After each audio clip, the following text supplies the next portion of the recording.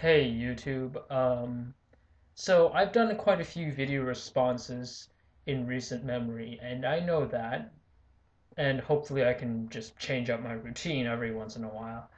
But I feel that this video has to be made, and yet at the same time, I don't want to have to make just another generic, boring old video response. So once again, this might be an educational video, but it was sparked by a video that I saw by a YouTuber who has hit my radar recently. So I want to make this specifically addressed to her. And as you all know, she is Beauty Standing for Him. I realize that I might sound like a broken record when I reiterate some of the points that I made in my previous video response to you. However, these are things that must be heard and cannot be ignored. Thank you for taking the time to view my videos. Thank you for the friend request, which I did accept. Even if we share completely different ideals, I feel that we can at least be civil, that we can at least talk about things in a civil way without having to mudsling at each other to death.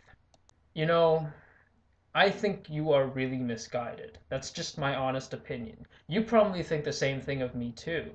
And with good reason. I mean, I obviously share some very different beliefs. I don't believe in some of the things you do, and you think that my lack of belief in some of these things is quite frankly unacceptable. And I'm here to tell you why you're wrong. I have lived my life without God and without belief in God for about 6 years now.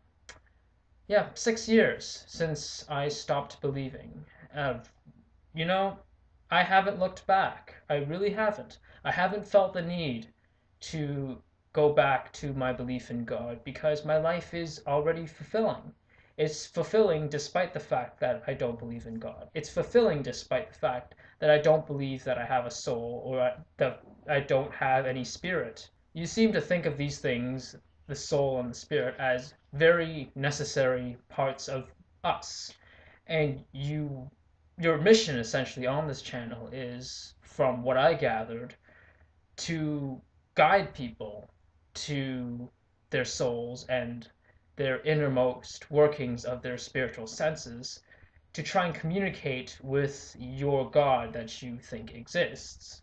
Heck, you even place a higher value on this spiritual wellness, this specific type of spiritual wellness. You place more stock in that than you do on intelligence. I've said this before and I'll say it again.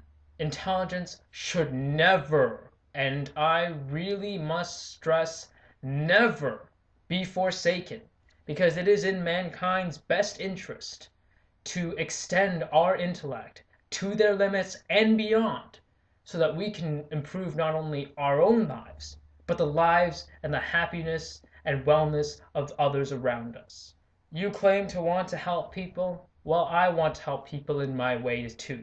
But you know why I feel my way is better than yours? Because mine is grounded in reality. I help people now, in reality, in ways we can prove actually help people, rather than helping people in this afterlife you seem to think exists. And again, not to sound rude, but I don't feel that wasting your time on something you can't even prove exists is a valid way to help people, even if it might help them feel warm and fuzzy inside for the remainder of their short lives.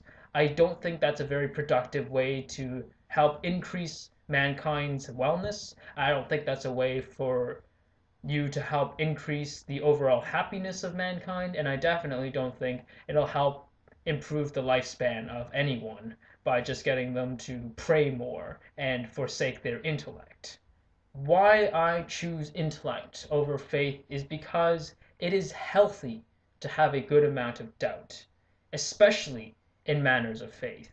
For things you can't even prove exist, it is, I should say, a very healthy thing to have a large amount of skepticism, because these things should never guide your life, considering the unstable nature of how each person can interpret these faith-based ideals in a very subjective way.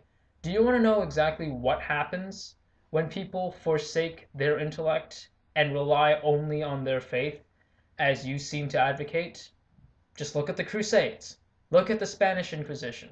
Look at the Dark Ages in general. Look at 9/11, a very recent example. This is what happens when people forsake common sense. This is what happens when people forsake basic human morality. This is what happens when people definitely forsake their intellect and rely only on faith. In other words, faith hurts people. It hurts humanity. It hurts families. It hurts friends. At what cost are you willing to go just so that you can gain more supporters? I have to ask. Because you realize that your faith is but one of many, and that if you are asking others to forsake their own faith for yours, then you have to be prepared for some of the consequences that might come with that. Families split apart, friends divide, neighbors fight over each other, all because of their faith-based beliefs. Belief in something without evidence, in other words, faith, is not something to be idolized. It's not something to be recognized as ideal. It should be treated with harsh criticism, it should be treated with contempt, it should be treated with ridicule, and it should be something forsaken by a modern society like ours. Thanks for watching, guys, and may the truth always be heard.